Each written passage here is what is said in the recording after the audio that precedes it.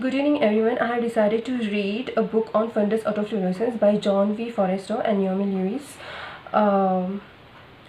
There are 262 pages. I'm going to be very fast because there is no single video on YouTube that is in detail on fundus autofluorescence, so I have decided to make one. But before making a short video on fundus autofluorescence, I want to go through this entire book so I can make a nice short video on this topic. So let us start reading the first topic, lipofuscin, the wear and tear pigment, chapter 1, page number 3.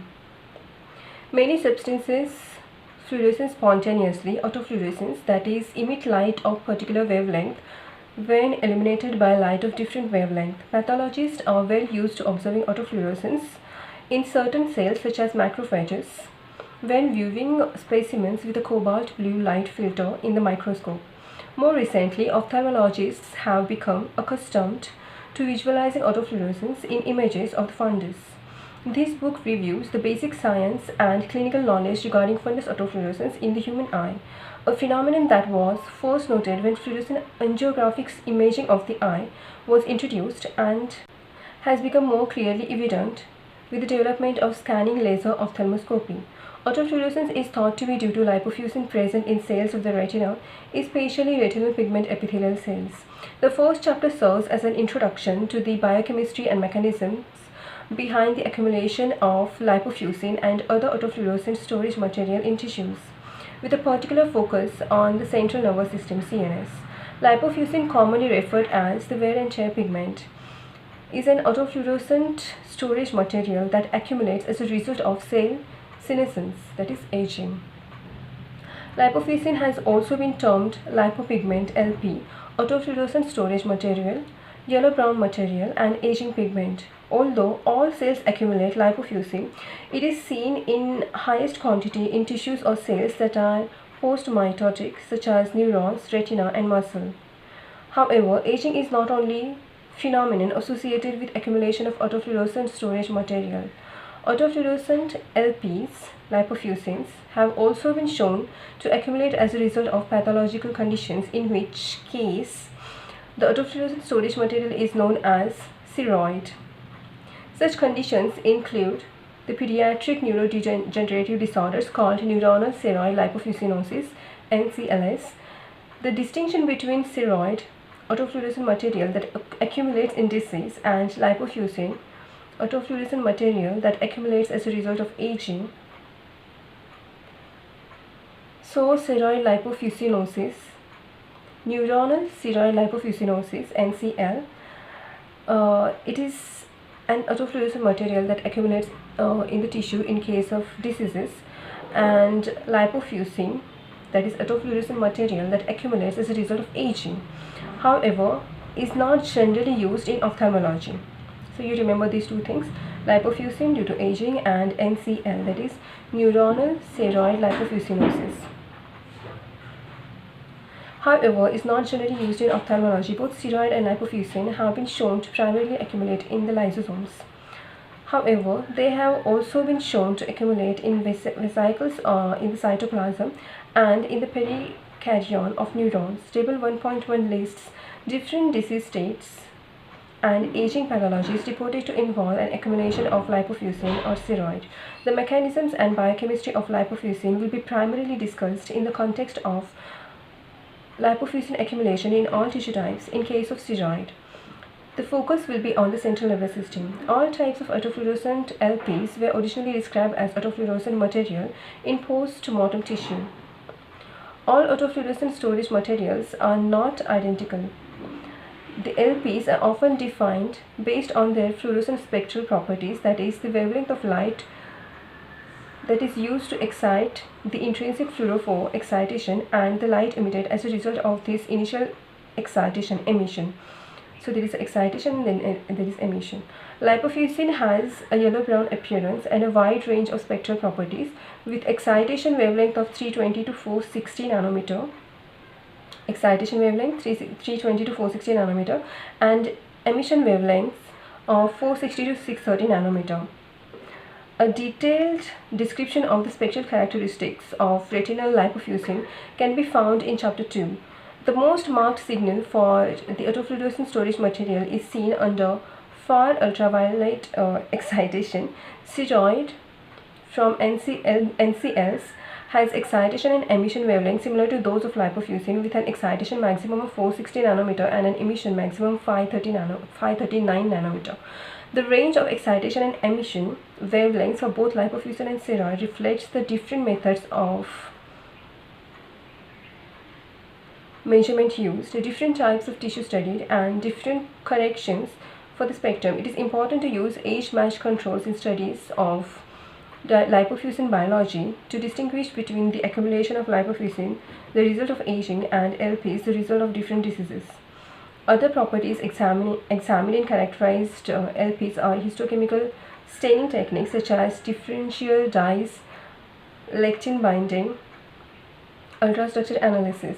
So there are other properties in characterizing LPs are histochemical staining techniques like autofluorescence. It has a property, and other histochemical techniques to stain lipofuscin, and these are dyes, lectin binding, ultrastructure analysis. Tissue sections for both NCLs and aging brains have been shown to stain the periodic acid chief, a carbohydrate stain, and Sudan black, a lipid stain. Lectin histochemistry has been shown to distinguish between spheroid in NCLs and lipofuscin in the aging brain, with both LPs binding concanavalin A, but only spheroid in NCL brain tissue binding to agglutinin. Electron microscopy (EM) has also been carried out on LPs to determine the ultrastructure. It has been shown by ultramicroscopy that lipofuscin loaded. Electron microscopy has been carried out on LPs to determine ultrastructure. Electron microscopy has also been carried out on LPs to determine their ultrastructure. It has been shown by electron microscopy that lipofuscin loaded tissue has granular osmophilic deposits, GRODs, that appear as very densely packed vesicles with dark granules filling the entire vesicle. For spheroid from NCLs, electron microscopy has shown GRODs identical to lipofuscin. However, two unique ultrastructures are also found only in the spheroid: fingerprint and curvilinear profiles. Curvilinear profiles are vesicles that have an amorphous arrangement of lamellar structures forming C or S-shaped forms. Fingerprint profiles also have lamellar structure in the vesicles. However, the arrangement is in swirling circles, similar to the skin on a fingertip, and has a more dense arrangement of lamellar structures. Although considerable work has been done to characterize lipofuscin spheroid at the microscopic level, the basic component of lipofuscin and its pathological counterpart remain to be determined. Various studies have shown that lipofuscin is composed of 90% to 51% of lipids and 30 to 58% of the proteins. Lipofuscin composition is lipids and the proteins. Lipids 19 to 51% of the lipids and 30% to 58% of the proteins, means 50% almost, lipids and proteins. Further examination of lipofuscin has shown that the lipid component consists of triglycerides, cholesterol, phospholipids, and free fatty acids. The protein component is heterogeneous mixture of proteins with only one identified component, amyloid beta precursor protein, A-beta-PP. The carbohydrate component of lipofuscin is also heterogeneous mixture. Iron, copper, aluminium, zinc, calcium, and magnesium account for approximately 2% of the lipofuscin components. So it has carbohydrate component also, lipid component, protein component. So protein component, it is heterogeneous mixture of the proteins, and carbohydrate is heterogeneous mixture.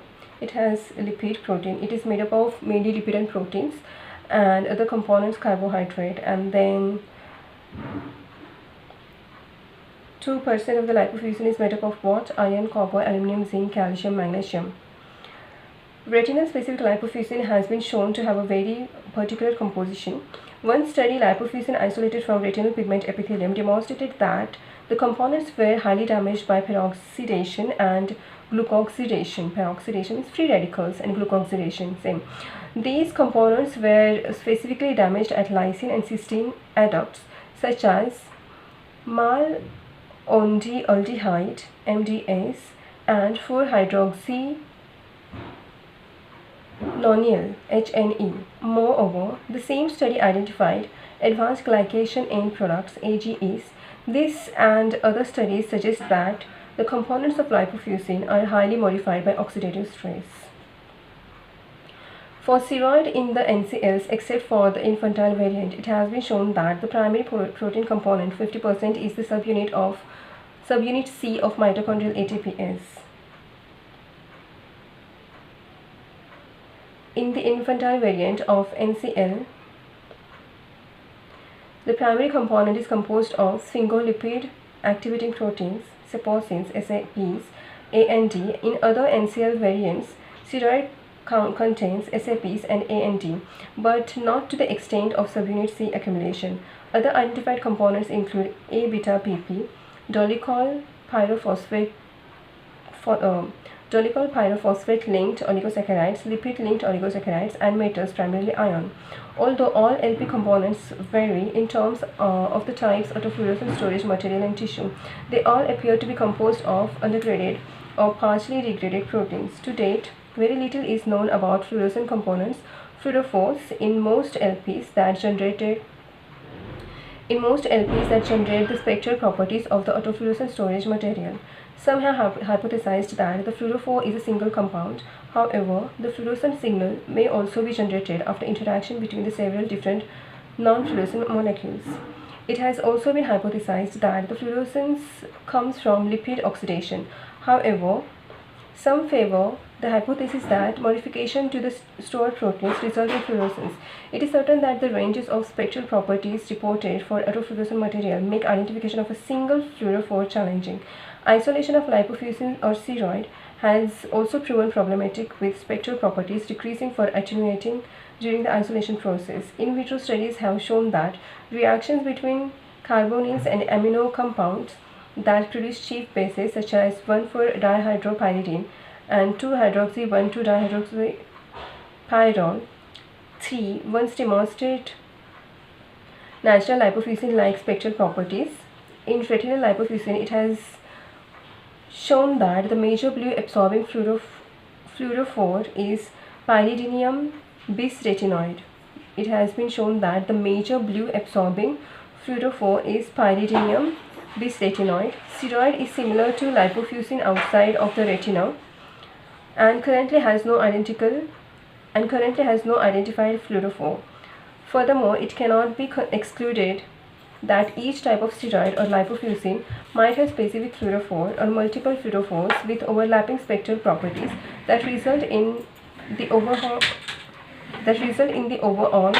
autofluorescent signal. Numerous studies have examined the biochemical properties of LPs, but the larger question is, why does this autofluorescent storage material accumulate? Mechanism of lipofuscin accumulation. 3 different mechanisms have been proposed for accumulation of lipofuscin or steroid: lysosomal dysfunction, autophagy, and cellular stress. The accumulation of LP lipofuscin at the lysosome implies an underlying lysosomal dysfunction that results in a buildup of lipofuscin or steroid. So there is lysosomal dysfunction, autophagy, and cellular stress. 3 things which lead to accumulation of the lipofuscin or steroid: lysosomal dysfunction, cellular stress, and autophagy. Autophagy, the major degradation or recycling pathway, could be altered, leading to LP or steroid deposition. Cellular stresses in the form of oxidative stress or starvation could have an impact on the cell physiology and result in lipofuscin or steroid accumulation. Biochemical properties of lipofuscin and steroid. Comparative table is given here. Location of lipofuscin: primarily lysosome, steroid primarily lysosome. Spectral properties in nanometer. Excitation for lipofuscin is 320 to 460 nanometer of wavelength of light. Emission is 460 to 630 nanometer. And for steroid is 320 to 460, similar excitation wavelength of light, 320 to 460 for both lipofuscin and steroid. And again similar emission, 460 to 630 nanometer. Storage components: proteins, lipids, carbohydrate, metals. Staining characteristics: Sudan black bean, periodic acid, periodic chief base, lectin, ultrastructures. So storage components are constituents of lipofuscin, and comparing it with steroid. So these both are made up of proteins, lipids, carbohydrates and metals. So protein part of lipofuscin, heterogeneous mix A amyloid beta PP, then subunit, and in case of the steroid it is subunit C mitochondria ATPase, saposins A and D, A beta PP. Lipids, triglycerides, cholesterol, phospholipids, free fatty acids in case of lipofuscin, and in case of steroid it is phosphorylated dolichols, phospholipids, neutral lipids. So lipids. Carbohydrates, in case of lipofuscin, heterogeneous mix. In case of steroid, these are dolichol linked oligosaccharides which are dolichol linked in case of steroid. And what are the metals in lipofuscin? Iron, iron, copper, aluminium, zinc, manganese and calcium. And in steroid it is predominantly iron. Staining characteristics of lipofuscin: Sudan black, yes. Periodic chief base, yes. Lectin, concavenavalin A. Ultrastructures, GRODS. In case of steroid, Sudan black B, yes. Periodic chief base, yes. Lectin, concavenavalin A, agglutinin additionally. Ultrastructures, GROD, fingerprint, curvilinear, almost similar. And then there is another table here. Table 1.1, occurrences of lipofuscin or steroid. Aging, in case of aging, lipofuscin can be seen. Then age-related macular degeneration diseases, neuronal steroid lipofuscinosis, this steroid is seen. Mucolipidosis 4, then mucopolysaccharidosis 3, Sanfilippo disease, Alzheimer's disease, retinitis pigmentosa, cone and cone rod dystrophy, X-linked retinoschisis, Leber congenital amaurosis, Parkin dystrophy, Base disease, Stargardt's disease, maternal inherited diabetes and deafness, choroideremia, osteopetrosis with neuronal storage disease, adult onset glycogen storage disease type 2, macular ABCA4 disease, Wilson's disease, Crohn's disease and choroidal tumors. Also Goldman-Fowler syndrome, that we last saw, that is also known as enhanced S-Cone syndrome, but actually they have said in that article that these two are the two different phenotypes of the single gene mutation, but they have not clearly defined the distinct differences between these two in the same article. So in that disease also we see the accumulation of the lipofuscin and autofluorescence. So what are the causes for accumulation of lipofuscin or the steroid, especially lipofuscin? First, aging, then cellular stress, and third, autophagy. Lysosomal dysfunction as a cause for lipofuscin accumulation. A large percentage of lipofuscin steroid has been shown to accumulate in a specific organelle, the lysosome. There are two possible fundamental mechanisms that could result in the accumulation of lipofuscin in the lysosomes. Substrate accumulation due to mutation or dysfunction in enzymes, why it should accumulate and why it is not getting dissolved or degenerated there in the lysosome, why it's not disappearing from the lysosomes, why it is not recycled, whatever. So first thing, substrate accumulation due to mutation or dysfunction in enzymes, or mutation in the enzymes which are responsible for its digestion or metabolism, or an imbalance in lysosomal homeostasis resulting in an altered lysosomal environment changing multiple enzyme activities, deficiency of enzymes, mutation in the enzyme activities. In the case of the neuronal degenerative steroid lipofuscinosis, 3 variant diseases are caused by mutations in the lysosome enzymes: congenital, infantile and late infantile, NCL. These diseases are caused by mutations in the lysosomal enzyme cathepsin D, palmitoyl protein thioesterase 1, and tripeptyl protease, respectively. However, not all the autofluorescent storage material can be accounted for such specific enzymatic defects. Undefined ways to affect lysosomal enzymes, such as an alteration in lysosomal homeostasis, are also likely. Other NCLs, that is neuronal ceroid lipofuscinosis, have defects in proteins that have not yet been assigned a definitive function. Juvenile NCL has a defect in the CLN3 protein, which resides in the lysosomal late endosomal membrane, reviewed in the reference 26. In fibroblasts from patients with JNCL, a decrease in lysosomal pH was observed. Most recently, the pH of lysosomes was shown to be regulated by a membrane channel protein, TRPML1. Defects in this protein lead to lysosomal accumulation of lipid deposits, so there may be a general mechanism at fault in the accumulation of the lysosomal material related to the intralysosomal milieu. This shift in intralysosomal conditions may not be optimal for enzymatic activity. Suboptimal lysosome enzymatic activity could potentially underlie in the accumulation of lipofuscin or steroid. In support of this are studies demonstrating that administration of leupeptin, a general lysosomal inhibitor, or chloroquine, an amine that raises lysosomal pH to alkaline environment, in rats, resulting in the accumulation of the lipofuscin like autofluorescent storage material in the brain tissue and hepatocytes. So chloroquine, this is important. Chloroquine, there is accumulation of the lipofuscin in hepatocytes and where? Brain tissue. They are not mentioned here, this retinal tissue, but anyways. Studies on the aging process have shown that a lipofuscin accumulates. Lysosomal cysteine proteinases undergo a decrease in the enzymatic activity. So aging and diseases affecting certain enzymes.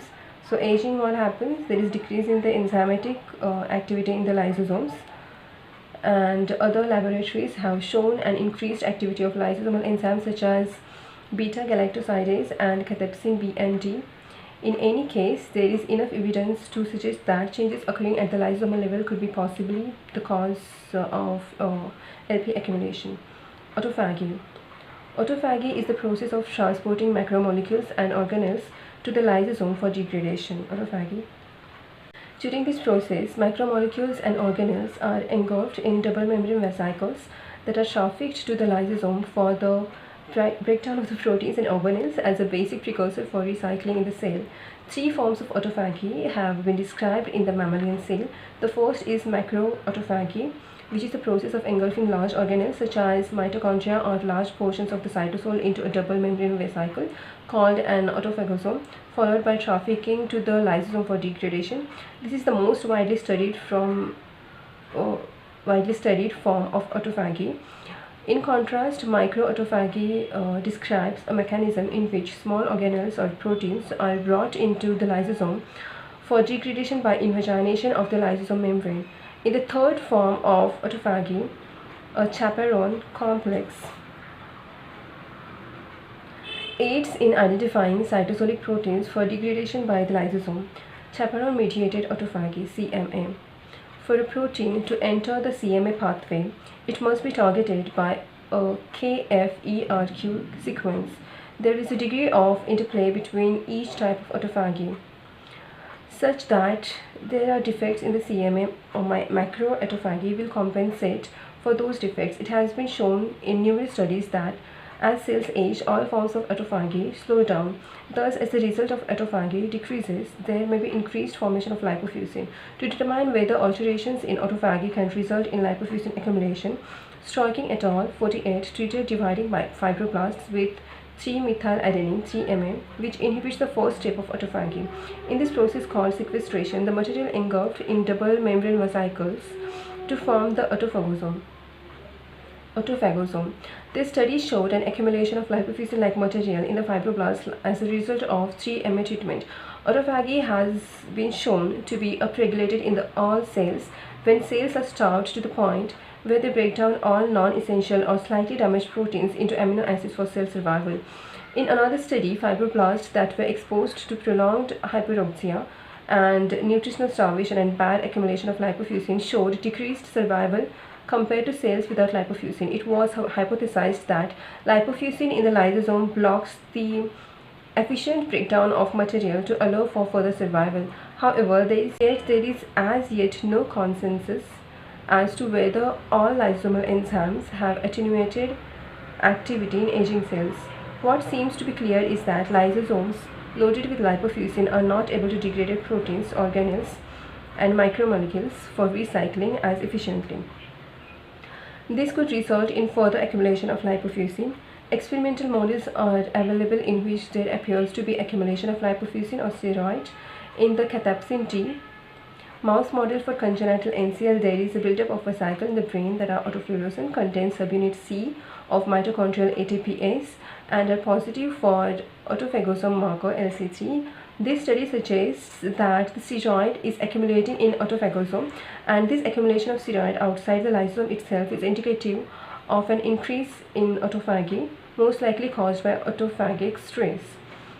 A mouse model for juvenile NCL mouse has shown defects in autophagy. Brains from mice were shown to have an increase in LC3 positive vesicles, specifically LC3-2, suggesting an upregulation in autophagy but possible delays in autophagic vesicle maturation. Additional work carried out on cerebellar precursor cells from this mouse showed that upon stimulation of autophagy, the normal overlap between the lysosome and autophagosomes, between the lysosomal and autophagosome vesicles, was decreased compared to wild-type mice. Taken together, these results illustrate a dysregulation of autophagy in juvenile NCL. Each field of research has supported alteration in autophagy as a cellular event that can occur both in disease and in aging process. Studies using inhibitors specific for autophagy have shown that autophagy is possible for mechanism is a possible mechanism for lipofuscin or steroid accumulation. However, alterations in autophagy, which are linked to the lysosome and other key organelles such as mitochondria, could be a result of primary insult to the lysosome, protein trafficking, mitochondria function, and autophagy itself. The interplay between each organelle and the overall cellular environment may be synergistic in the formation of autofluorescent storage material. Cellular stress. Alteration in cell physiology could also contribute to or be a possible mechanism underlying lipofuscin or steroid accumulation. Certain types of stress can cause cells to alter their intracellular environment, microenvironment, for instance via reactive oxygen species, ROS. The major organelle responsible for the production of reactive oxygen species, ROS 45, is the mitochondria, reviewed in the reference 5355. These numbers are related to the references here given in this book. Reactive oxygen species are formed by the normal functioning of the electron transport chain ECT during the ATP generation. Mitochondrial and cytosolic enzymes including catalase, glutathione peroxidase, and superoxide dismutase help rid the cell of harmful free radicals, which are these: catalase, glutathione peroxidase, and superoxide dismutase. Catalase, peroxidase, and dismutase. PCD, peroxidase, catalase, and dismutase. Glutathione peroxidase and superoxide dismutase and catalase.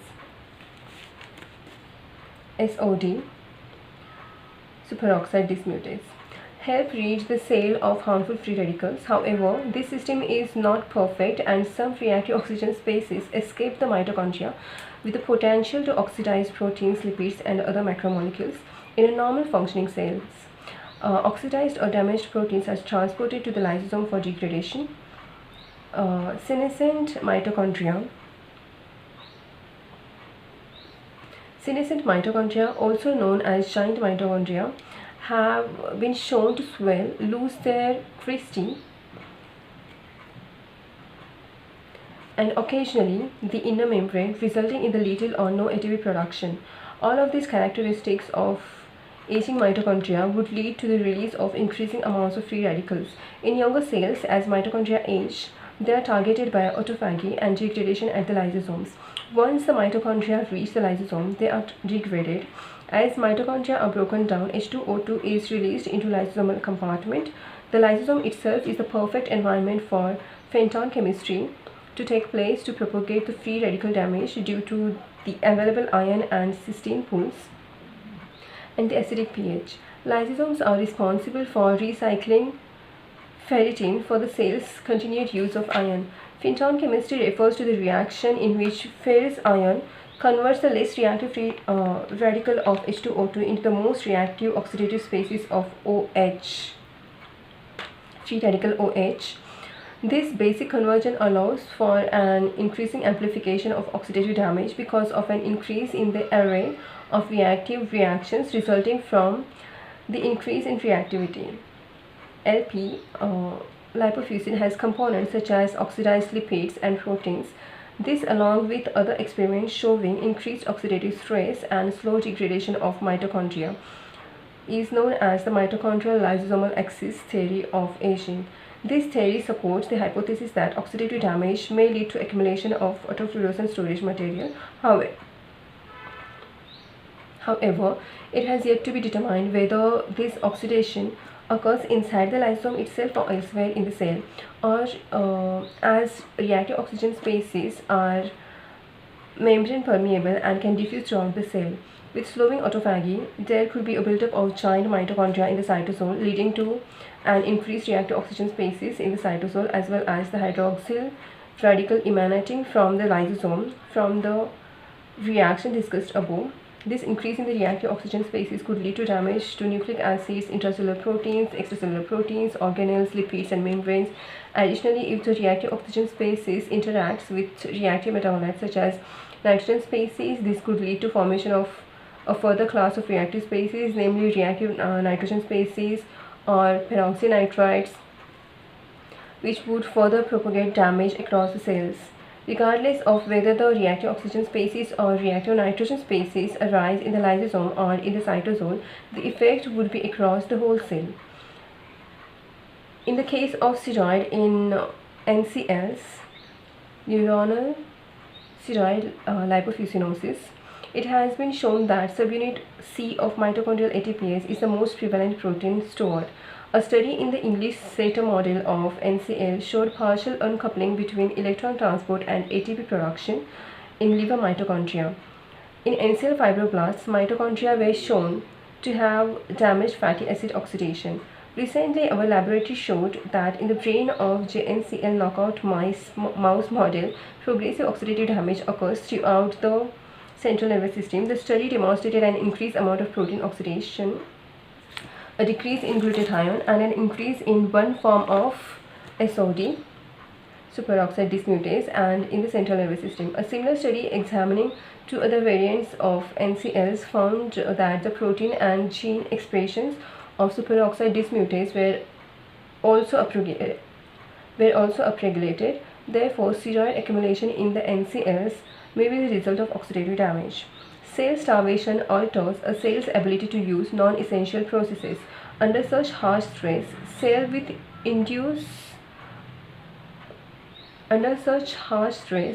will induce autophagy of non-essential proteins and organelles in the lysosome, with the subsequent breakdown of these macromolecules into small basic precursors that can then be used by the cell to maintain its life. This additional stress could propagate lipofuscin or steroid formation in a cell with already present autophagy defects or oxidative stress. Specifically, during starvation, the buffering enzymes to reduce reactive oxygen species exposure are downregulated, whereas more macromolecules are being transported to the very reactive oxidative environment of the lysosomes. As discussed above, additionally, deficiencies in various nutrients such as vitamin E have been shown to cause accumulation of lipofuscin and steroid.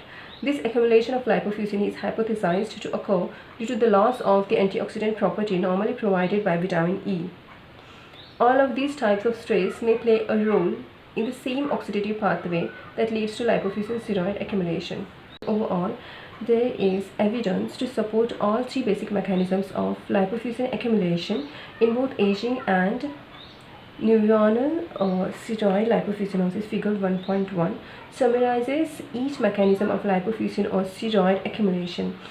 The lysosome plays a role in the deposition of lipofuscin in each of these basic mechanisms. The mitochondria are also affected in all. It is possible that in some cases lipofuscin or steroid accumulation occurs mainly due to a defect in a single pathway.